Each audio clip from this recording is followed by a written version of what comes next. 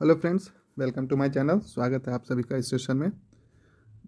तो आज हम लोग चैप्टर 2 पढ़ेंगे, जिसमें pre historical age and ancient period यानी कि प्राक ऐतिहासिक काल एवं प्राचीन काल के बारे में पढ़ेंगे। तो जैसा कि आपको पता है, ये बिहार का हिस्ट्री हम लोग पढ़ रहे हैं बीपीएससी के लिए।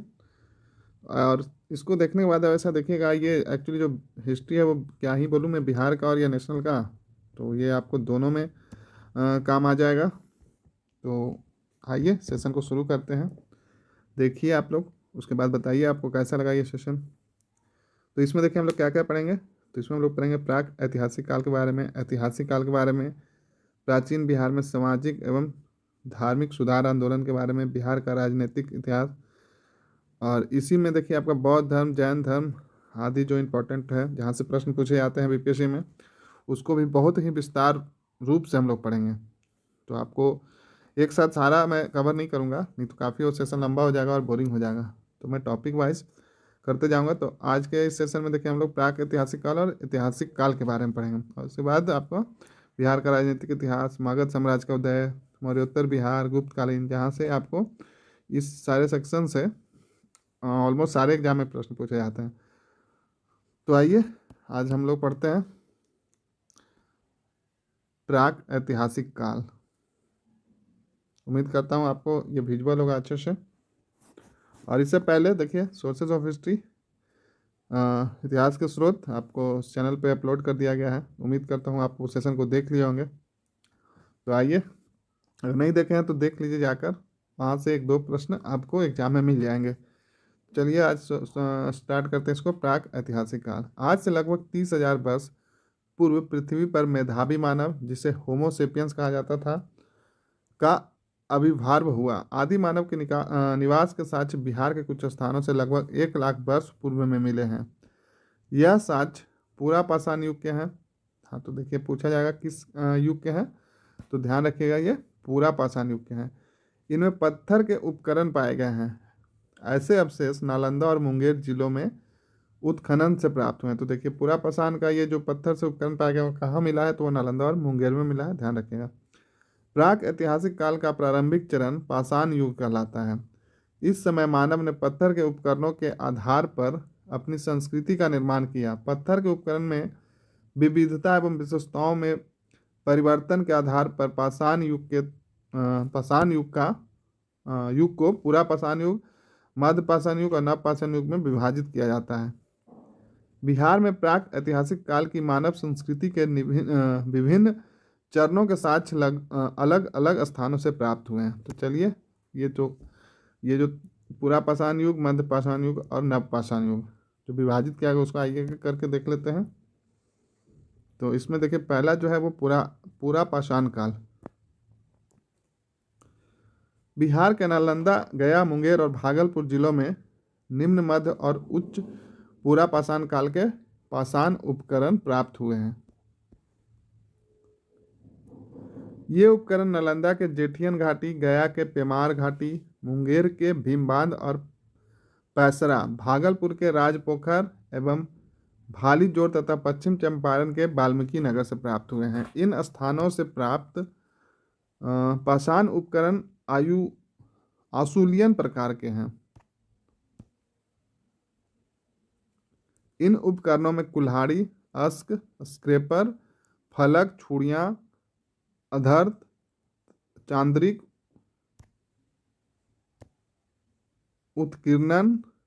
उत्कीर्णक, छुरी तथा खुरचनी आदि प्रमुख थे। इन उपकरणों का प्रयोग जानवरों का शिकार करने एवं चमड़ा उतारने के लिए किया जाता था।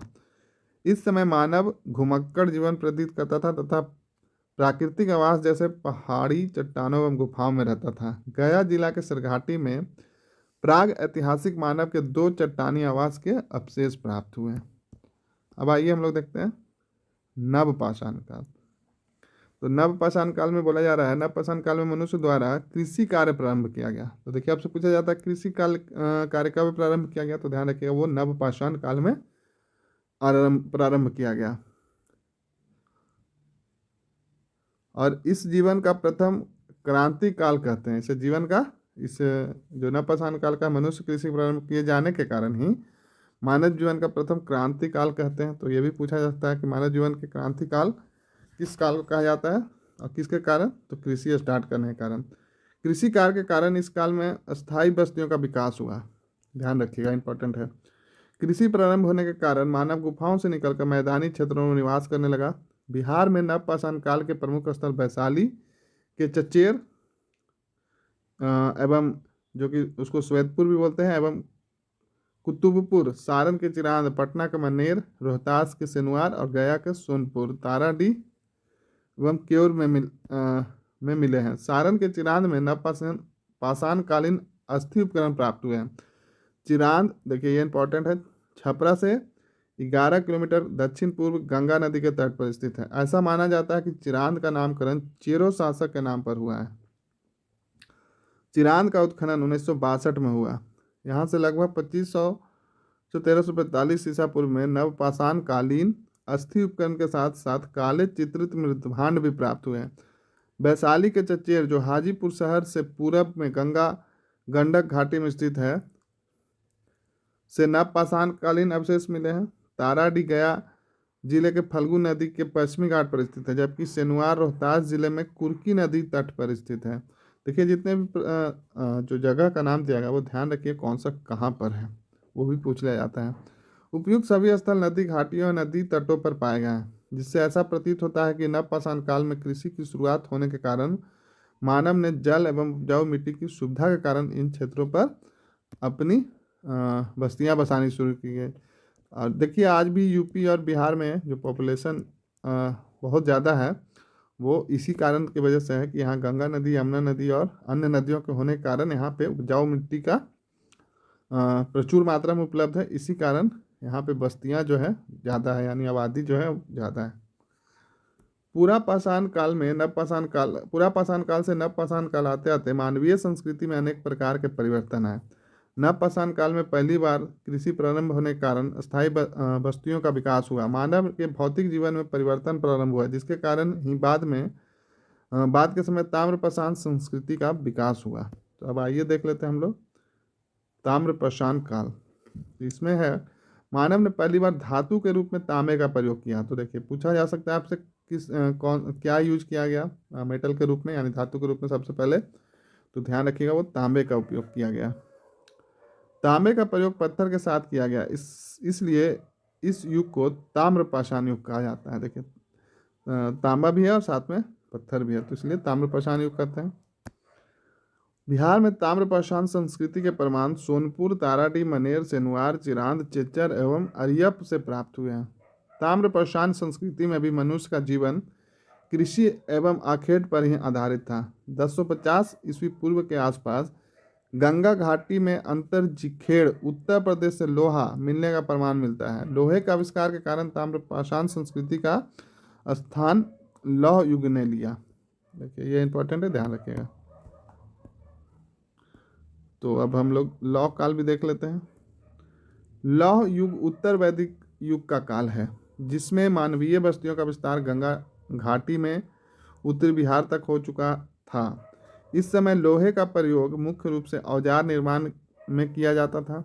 लौह युग का दूसरा चरण जो उत्तरी काले मृतभांड यानी एनबीपी का काल कहलाता है, में लोहे का उपयोग कृषि कार्य में भी होने लगा। इस समय गांव धीरे धीरे नगर में परिवर्तित होने लगे, जिससे पहली बार बिहार में नगरीकरण का साक्ष्य प्राप्त होता है। ध्यान रखिएगा, पूछा जा सकता है कि नगरीकरण का साक्ष्य किस काल से प्राप्त होता है। तो चलिए आगे देख लेते हैं। ऐतिहासिक काल।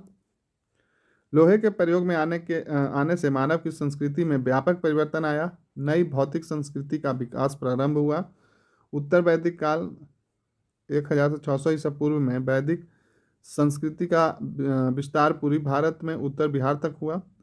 शतपथ ब्राह्मण सबसे प्राचीन एवं सबसे बड़ा ब्राह्मण ग्रंथ है, जिसके रचयिता याज्ञवल्क्य हैं। ध्यान रखिएगा, शतपथ ब्राह्मण के रचयिता याज्ञवल्क्य हैं, इंपॉर्टेंट है ये।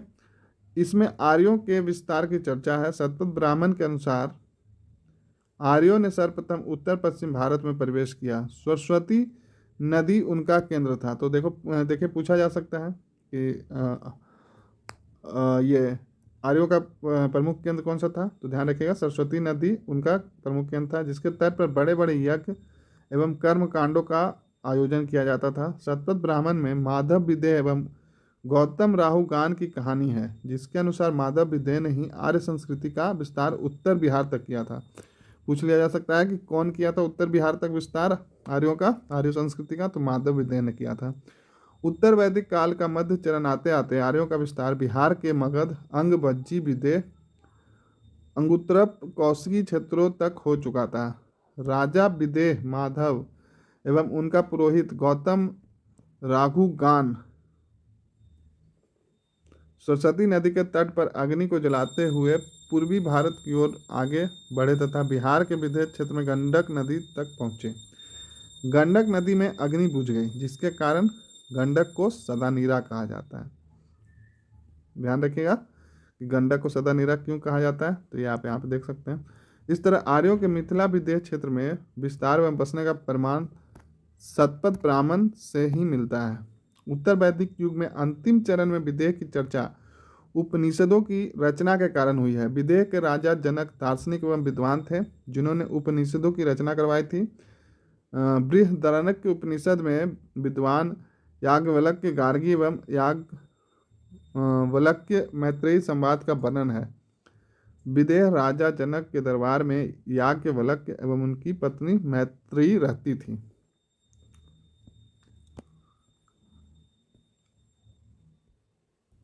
गंगा घाटी में पूर्व की ओर आर्यों के प्रसार एवं महत्वपूर्ण कारण लौह तकनीकी का विकास था और इस क्षेत्र में लौह उपकरण अधिक संख्या में उपलब्ध हुए थे।